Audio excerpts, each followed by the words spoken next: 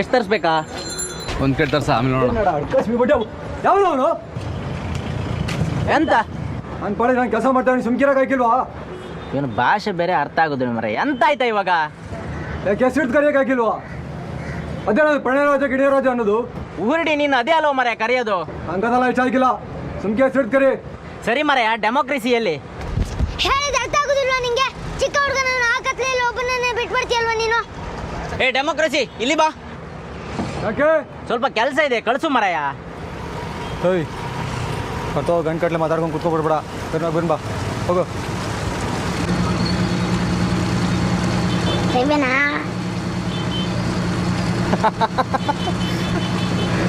Cooling glass ರೇಬಾನ ಅಂತ ಕೇಳ್ತಾ ಇದ್ದಾನೆ.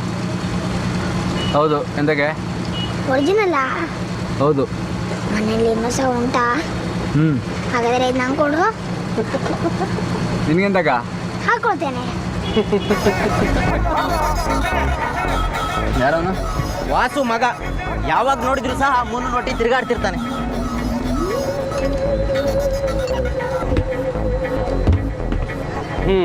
ಮತ್ತೆ ಎಲ್ಲಿಗೆ ನಮ್ಮ ಪಯಣ?